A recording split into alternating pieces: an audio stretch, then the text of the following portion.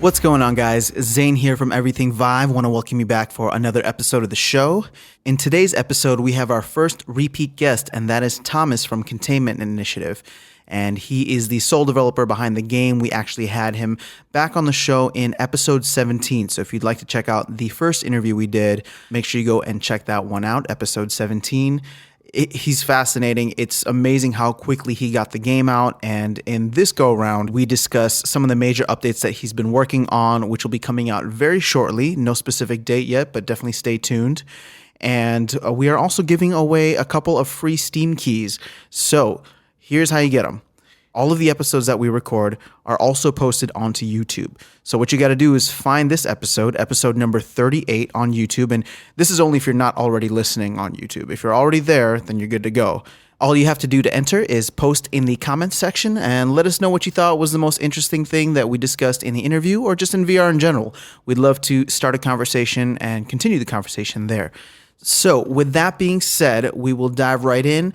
I just want to go ahead and recommend Containment Initiative to anybody out there looking for a zombie shooter. I know there are tons of them out there, but I personally, this is one of the games that I got when I first got my Vive, and I've seen it grow. I've seen all the things that Thomas has put into it, and it's awesome. It's one of the games that I show to people right away, people who are new to VR. So we discussed that and much, much more. So let me stop talking now, and without further ado, here we go. Thomas, how's it going, man? It's going pretty good tonight. How are you guys? We are excited. We are so excited for our first repeat guest, man. Welcome back on the show. Happy to be back. Ronnie's here as well. Ronnie, how you doing, man? I'm doing well, too. So excited to talk to Thomas. So how have you been, man? I've been pretty busy, actually, especially today. Been working through quite a few things. I've had the last 4 days off from my normal job, so it's given me a lot of time to come up with some pretty cool new stuff for the game. Well, we actually had the opportunity to try some of that through the beta we had discussed, and yeah, man, I don't know if you just want to dive into it. Like, we could talk about it, but I don't know if you might want to go through feature by feature, because there's a lot of really cool stuff in there that I know we want to talk about. Yeah, I'll start from the ground up. I'll give kind of a backstory to what this is, if anyone hasn't heard of Containment Initiative. But I started kind of learning how to develop back in August, and at the end of September, I released just a zombie wave shooter, and this is me kind of building my skills up month through month, and this is the latest in the new features that's coming out for the game.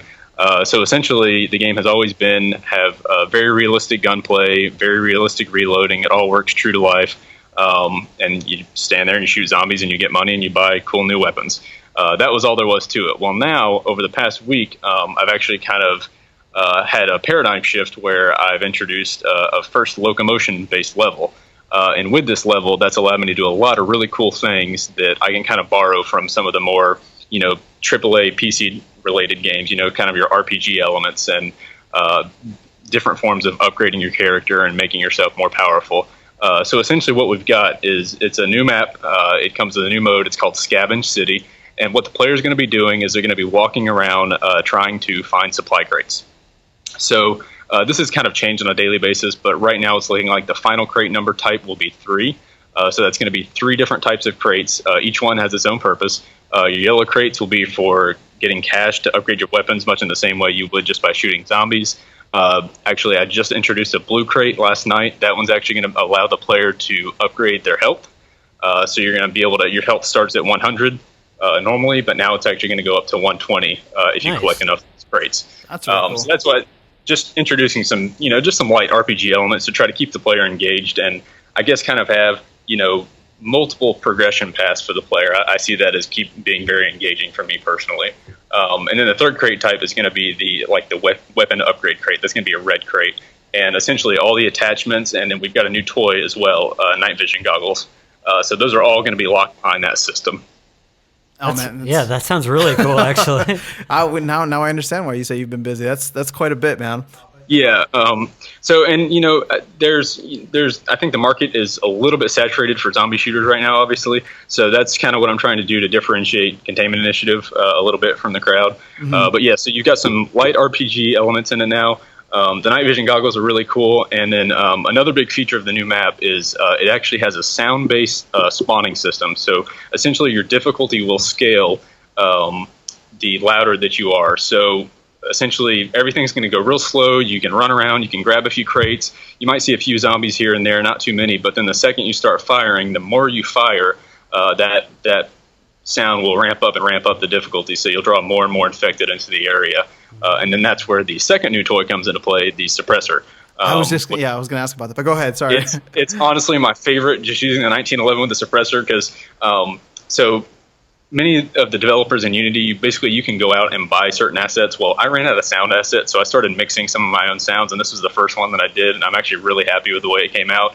Suppressors, there's kind of two ways of thinking. You can do the old, like the GoldenEye, the pew pew sound, or how it actually sounds, which is pretty much like a gunshot, except, there's a little bit of muffle to it. So that's kind of the route that I went. But, running around with that suppressor, hitting zombies, and then not having any kind of recourse, no one else is coming, it's kind of a good feeling. But it's fun. And also, this is probably something that should be a surprise, but players might want to be careful of the cars that they shoot at in this new mode, because there are alarms on certain ones, and they will go off. And for the next 15 seconds, the music's going to ramp up, and the infected are going to swarm in. That's a really cool idea. Yeah, so it was just something small I came up with the other day. Wow, no, I mean, we had a chance to try the new level, and I mean, just the ability to move around. And, because like I said, we've played this game a lot. Like, it's our go-to zombie shooter in terms of when people come over and they want to try VR. And so, like, having this, I feel like, really adds that other element. And not to, talk about the other zombie shooters out there, but, like, I think what you're doing, like you said, is very unique in terms of just the RPG element as well. Yeah, and I think this new mode, I want to capitalize on it a little bit, and I've actually been kind of going back and looking at the history, looking at some of my old YouTube videos that I uploaded just to my personal account of, like, where the game came from, and it's actually pretty crazy how much it's evolved since then. But I guess where I'm going with that is, when I first released my early access document, I think it stated I've got, 4 weapons in the game. I think I had, 3 or 4 different zombie types, and I think 3 maps. So now we're sitting at, I think it looks like 6 maps now, 11 different zombie types, and now this is entire new system that really went beyond the scope of what I was planning to do. But honestly, I've just been having so much fun learning and adding to the game and making it something. And it sounds like the stuff you're adding are actual real systems that make the game quite a bit more interesting. So it's not like you're just adding, and not that adding assets is easy, but you're going well above and beyond that. So kudos to you for that. Yeah, thank you. And, another thing, too, is, now that I've played this, I can see why people are getting sick of wave shooters. When I go back to the levels that you're just standing in place, and, just in case, because I have had some users complain to me. I've had people argue and say, oh, well, just add locomotion to all the levels. I was like, well, maybe. And then I've had another person who was very adamant, no, I like just to take my time and stand in place and shoot things. So I think it's going to have to be a balance of both for now. Well, I mean, you could definitely offer both, but yeah. I've looked at going back and doing maybe one level in locomotion, the tunnels level. I think elongating that level and making it where you can do the same sort of mechanic as the supply crates, that might be engaging. Yeah, that'd be a lot of fun, especially in the dark. Yeah, but I think too, what's going to happen is once I'm getting closer to release, because this is officially going to be, it was going to be 0.7, but it's going to be 0.8 because I put so much stuff in it. But I think as we get closer to release, I'm going to really look at trying to bring new players and ease them into the game, because I think, especially if you've never shot a gun before, it can be a little overwhelming. And I think it's probably a little bit difficult at first to deal with that many infected at once. Yeah, just kind of curious, going back to adding in locomotion into the game. What made you decide to go with locomotion versus teleportation? Just kind of curious. It was something I've kind of used a little bit of both. We're still in a very much experimental phase where everyone's trying different things. I can't say that I have anything against teleportation. I would prefer the way that, say, raw data or something does it, where you kind of it's not just this immediate teleport where you're jumping. You can actually kind of see your presence move on the screen. Yeah. And I think they have a little bit of a trick where they'll kind of put some blinders on you. They'll blur your vision just a little bit. I think that's what kind of cures the motion sickness. But I found that as long as you're not turning, I know my first experience with turning was I think it was Half-Life 2 on the Oculus DK2, and you had full mouse movement on that. And man, just turning like that would make you sicker than a dog. But I think as long as you have slow movement and you're just going forward or strafing, it seems to be pretty tolerable. Okay, cool. No, I was just kind of curious, like what went into your thinking on that, and kind of. It's hard to say. I would say more than anything, it's just I don't know. I guess it felt a little bit more realistic to me. I was never a huge fan of the teleportation over the just I don't know. Maybe I'm too much into the old FPSs, just using the keyboard and mouse. Well, no, I mean, so there's definitely I feel like a very big divide right now. It's not a big topic just because, like you said, VR is still very experimental, but there's definitely a divide in terms of people who prefer teleportation versus people who prefer locomotion. And I mean, you have some people who are very adamant about locomotion and wanting that to be implemented in every game. And you see some angry posts out there like, no, I'm not going to buy this game or X, Y, or Z if it has teleportation. I want locomotion.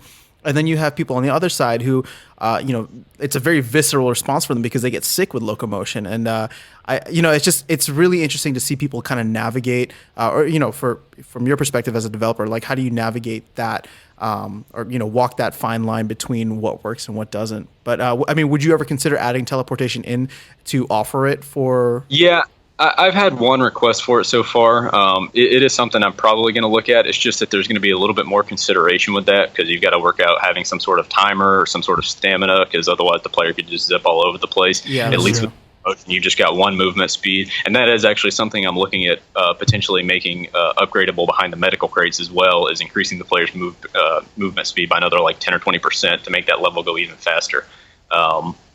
So yeah, that's kind of where it stands now, and I think too that Containment Initiative's in a unique place where there's probably not that much out there that is a wave shooter and then also has locomotion at a separate level. So what I'm looking to do eventually is probably get that balanced out to where if someone doesn't like locomotion, they can always just play the wave shooter level, and that's where I'm going to probably implement some sort of a currency exchange where it's the benefits will still be in your favor if you want to go do the locomotion map and collect the supply crates, but you will be able to exchange a little bit more money in terms of switching for supply crates and still unlocking all the stuff that's locked behind the supply crates. Got it. Just kind of curious, what went into deciding where you were placing the supply crates, and how do they spawn like in a specific place? Or yeah, so they're randomized, and that's something where it's just been iteration after iteration. I started with just a few spawn points, and I've kind of increased that quite a bit. And you'll notice too once you get in the game that like the crates that are just worth cash, they're pretty much in the open. They're easy to find. The other ones with the weapons and medical crates, they're a little bit more out of the way. But yeah, they are randomized. There's probably I'd say 25 to 30 different locations that they could potentially spawn. Another big challenge with that locomotion level, and I know we talked about this the first time, is when you're just doing a regular stand in place fixed wave shooter, you have a lot of liberties that you can take with spawning enemies around corners where the player can't see it. Well, this new system, I've got markers all over the level that are constantly measuring where the player's at, and basically when a player gets in range of a marker, there's logic that says, okay, I know the player's in this location. I know that I can spawn in this location or that location or this location over here because I know the player can't see them. So that's been like a huge part of the just iteration after iteration every single day, making sure that nothing ever occurs to bring the player out of that presence feeling that they're getting from being in the game and by having a zombie spawn directly in front of them. No, yeah, that's. I mean, that's got to be such a very like big paradigm shift for you in terms of how to think about spawn points now, right? Yeah, and it was one of those things too where I think, especially like just speaking from a perspective of someone starting out a few months ago, at first you're watching a lot of YouTube videos, you're trying to look at other people's scripts and stuff, and then something eventually just clicks, and like a lot of this stuff, it's just like boom, I just kind of built it out in 10 or 15 minutes now. So it's not bad anymore. It just it's just like riding a bike. No, honestly, that's really cool. Yeah, sorry, I think Ronnie's got a question. I was just going to ask also about some of the new. I mean, compared to some of the other levels, I feel like there's a lot more going on in terms of placement of various cars and like the tanks and all that sort of thing. I was kind of curious as far as the placement's concerned. Did you try to come up with like interesting placement for like potential dodging and getting away from zombies, or are those there to cover spawn points, or kind of like what was some of your, as I'm looking at the level and kind of seeing where the design went, what kind of inspired some of how that layout ended up turning out? Yeah, I mean, it's just one of those things where you look at it one day and then you realize what you need the next day and you just keep on going. But I mean, it's obviously comprised of quite a few little alcoves where we can spawn some zombies in. And the entire map itself kind of resembles like an S, or maybe it's not quite a figure eight because one side's not connected. But I would say it looks pretty much like an S, and that way you've got the drop point in the middle, and the player's got the two extremes that they can go out to. Lots of little alleyways, interconnecting them all. But yeah, as far as either keeping the player in the open or closing them off, that's still something that it's going to be iterated on every single day. I think right now there are certain locations in the level where if the player was quick enough, they could get away. Now, in the last day, I have added a lot more running zombies, so I'm sorry if anyone finds the game hard, but I did notice I had to continually check my surroundings. Yeah, and with the last update, I added some audio. So the running zombies, they don't really make any noise aside from footsteps. That was kind of on purpose. It's still to this day, I think my first ever experience in VR of falling over was in a hollow point when I turned around and one of those little samurai guys swung at me. But even to this day, there's every once in a while one will get the jump on me and still give me a little bit of a scare. But yeah, when you're walking around and you just hear chip, chip, chip, chip, chip coming towards you, then you start looking all over the place, getting pretty paranoid. So yeah, you know they're there somewhere, but you're not exactly sure where. And right. No, but, yeah, and I think in the future, I mean, we're a few days probably from going from beta and rolling this out to the main branch here. But in the next few days, I think the map's going to actually probably get closed off just a little bit more in certain locations and make more choke points. I've purposely created a few. You can probably see the cop car, and there's the van on the opposite side of the map. That creates kind of a choke point where the player has to go. And by the time the player's done looking for crates, usually there's 5 or 6 zombies waiting at that choke point, which ensures that there is going to be a conflict there. Yeah. That probably there needs to be a little bit more of that around the drop point where the helicopter picks you up. But aside from that, I'm feeling pretty good about it for the most part right now. No, I mean, I think it's fantastic. It's just, here, let me put it this way. I got Containment Initiative, I want to say, right after I got my Vive set up. So it's been really cool to see the development and how it's come along in the very short time that it has.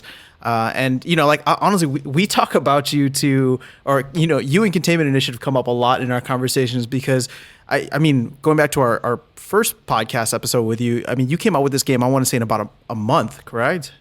Yeah, it was a month and a half. Month and a half. And I mean, just to see all the stuff that you've added on your own since that time, anybody who's interested in any type of development, we know a guy who put together a game in a matter of months, and it's one of the best games that we show to VR, first time VR users that come over to try the Vive.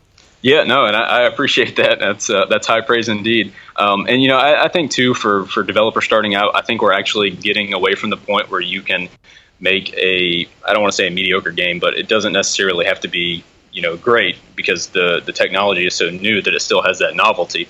But I would definitely encourage anyone that's looking into it to pursue it because it's definitely been a blast. But I think that's one thing that I think a lot of people take for granted is we've got this new technology. You don't really have to make a great game. You can make something mediocre, but the person's just trying it for the first time, so it's going to be amazing. So that's been kind of my drive is, I want to be satisfied with this at the end of the day, that's something that would have succeeded whether or not it was on VR. Gotcha. Yeah. Yeah. No. I mean, going off of that point. I mean, we have actually had people that have came and kind of listened to the podcast and been inspired by your story and have thought have decided to look into development on their own because they really thought wow, if Thomas can do it.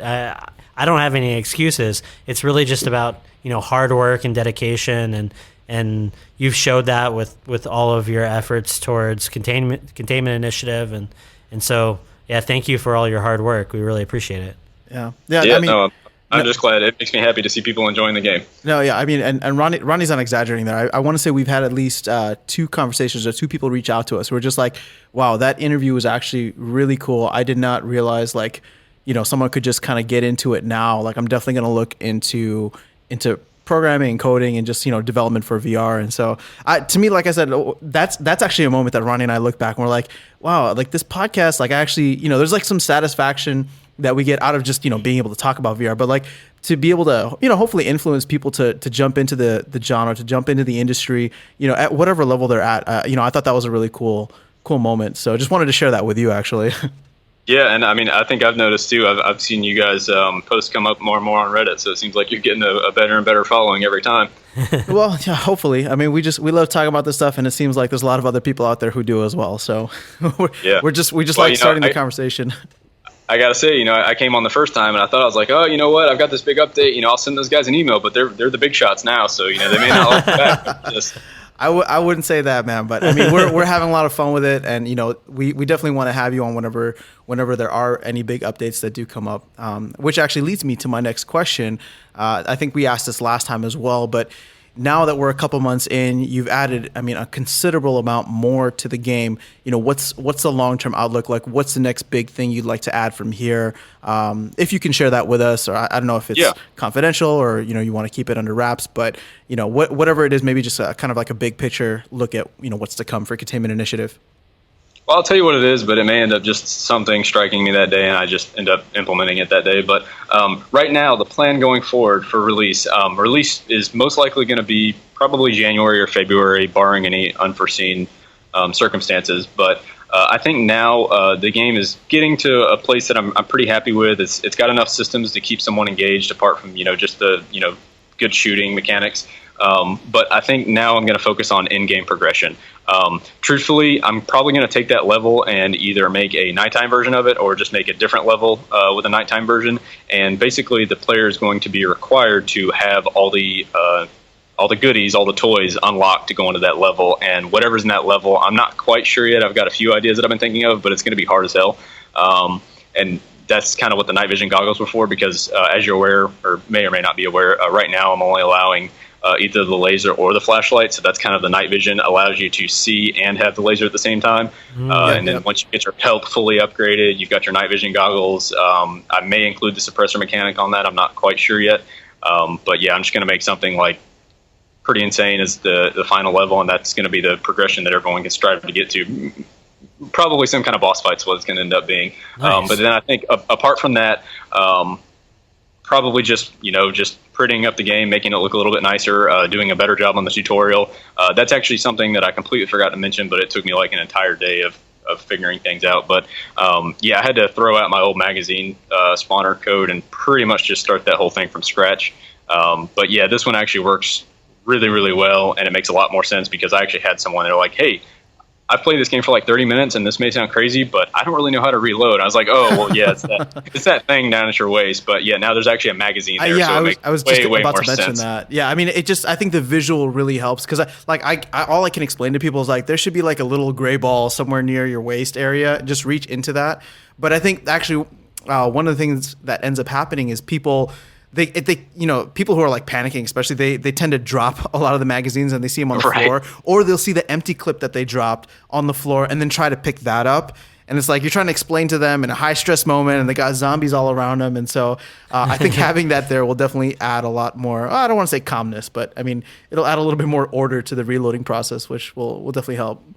Yeah, I think so. And the old code wasn't like 100% reliable. I was having some issues. It was like a glitch where if whenever the processor started to kick up and get to a certain point, and you could tell that the game struggled a little bit, the reliability of that magazine spawner tended to go down. This one works no matter what 100% of the time, so very, very happy with it, and hopefully that should help any newcomers to the game get started out a little bit better. But yeah, like you said, I think that's where the game can probably improve a little bit, is the learning curve is probably a little bit too steep. I don't want to be like Dark Souls levels quite that level. I'm going to throw out, this is crazy, and it's probably not something that's easy to do. I mean, I know it's not easy to do, but for some reason, the new level, immediately when I first started playing it and kind of walking around the environment and seeing all the new pickups that you had implemented and everything, for some reason, my brain told me that the map you created would be really awesome for multiplayer. I don't know why I thought that. I know Yes. It is an it would be a lot of work. unreasonable request. But no, it's something that's crossed my mind. It honestly has. I mean, there's obviously quite a few other games that have had it and had great success with it. I think it would be a blast. But yeah, no, I can't promise it, but I can tell you I will be looking into it. I'm also kind of looking into some leaderboards as well. Okay, yeah, no, just because the map layout and like the positioning of all of the different crates. I don't know, something not really like capture the flag, but something like where the players are in some kind of a competition to get different types of crates back to their base or something. I don't know. That's actually interesting. I was just thinking of like a co-op campaign type of thing, but that's an interesting way to think about it as well. Well, I think my only issue with doing multiplayer right now is I have yet, and granted, I haven't played some of the stuff out there because I've been kind of busy working on this, but so I haven't really had a chance. I know that the big one's Onward, obviously, but like I've played Raw Data, and Raw Data is kind of like my high point for just about everything being well done, very polished, a lot of fun, really engaging gameplay. Mm-hmm. But like even multiplayer there, and from what videos I've seen of other multiplayer games, people have a problem getting positioning right with like you see all kinds of like wonky models jumping around and stuff. Yeah, yeah, that's true. So that would be my only concern with that. But like I said, from the videos I've seen of Onward, they seem to actually get it right most of the time, which is pretty crazy because you're accounting for a lot of information there as far as positional tracking multiple people. No, that's true. I mean, I was even thinking just even if you just had the wave-based side be somewhat like co-op in terms of multiplayer, I think that would add a lot of really cool elements to it as well. I mean, especially like once it becomes a little bit more difficult, having to have that element of like working with a teammate to cover your back kind of thing. Right. I don't know. I mean, well, I'm only saying this now since Ronnie kind of pulled the cat out of the bag in terms of mentioning the M word. But I mean, yeah, man. If only you didn't have to account for lag. If you could just throw 2 VR headsets into a room scale VR system and just go, that would be kind of neat. But. So with lag, here's the thing, and this is actually something that like was one of my very first thoughts in the game, and it's something that I just really haven't looked into like what all would be required for it, but I would really love to do, since we're talking hypotheticals here, I would love to do like an asymmetric multiplayer where basically you've got one person on the PC and one person wearing the headset. I have played one game that was pretty interesting, and there's obviously a lot of like couch co-op games where you're like there's almost like a party game. Obviously, there's like keep talking. One explodes where some people are trying to help someone defuse the bomb with the manual, and the person defusing it doesn't have the manual. So I think experiences like that would be really, really cool and unique. So yeah, that was my idea, is actually having like a second position where someone could either provide some sort of like sniper support, or they're doing some sort of activity that's supporting the player. Wow, that'd be really cool. Well, and you know what? This is kind of a weird but for some reason what you made me think of was Left 4 Dead. Because in Left 4 Dead, some of the marketing stuff towards the development of that game was talking about like the game's director. Director. Yep, I remember that. And for some reason, when you one of the things that I kind of thought of when you were talking about that is, wouldn't it be cool if someone, I mean, obviously they could abuse the system pretty badly, but what if you had someone on the couch that was able to kind of dictate kind of where zombies are coming from to some extent, or like kind of ramp up difficulty at certain spots or something like that. I don't know, like that. I don't know if it would work, but it's just or just go full scale and have someone playing as a zombie. You never know. Yeah. There's just so many. I mean, that's an interesting.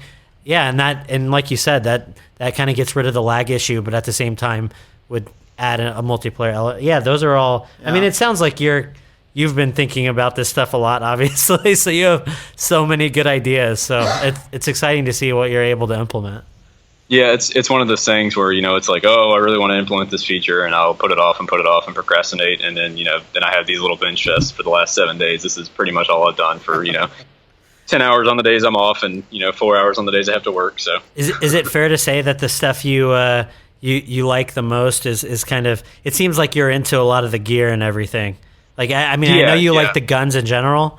So does it kind of scratch that itch to be able to implement like real world gear into the game that wasn't there before, like the night vision goggles? Yeah, or the absolutely.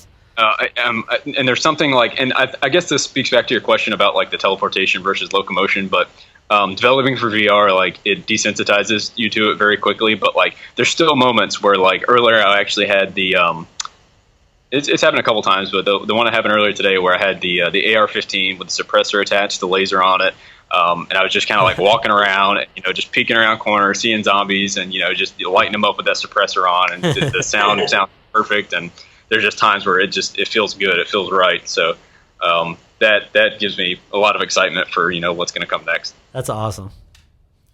Oh yeah, that's.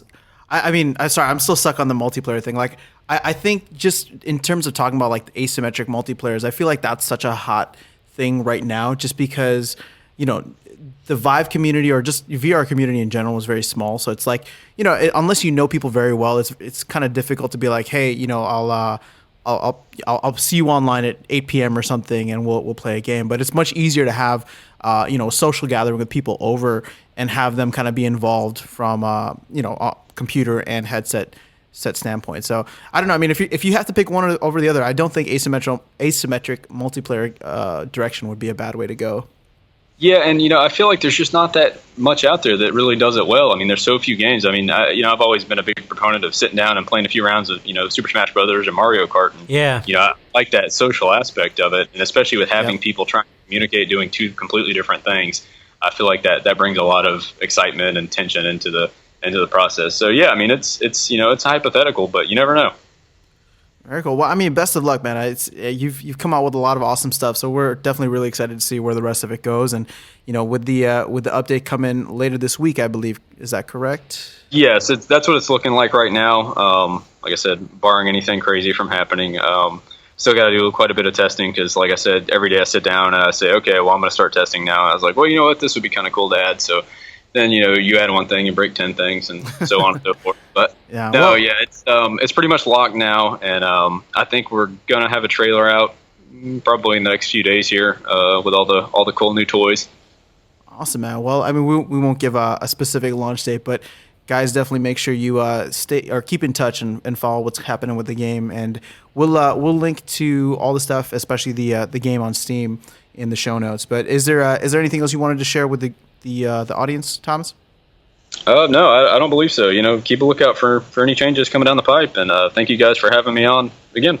No, man, we really appreciate it, and let's definitely stay in touch for when some of the new stuff, when the asymmetric multiplayer stuff comes out, man. We're sorry to put you on the spot. I mean, we're just really excited about where the game's headed. All right, you've got a commitment now. I'm going to look into it now, so we'll see.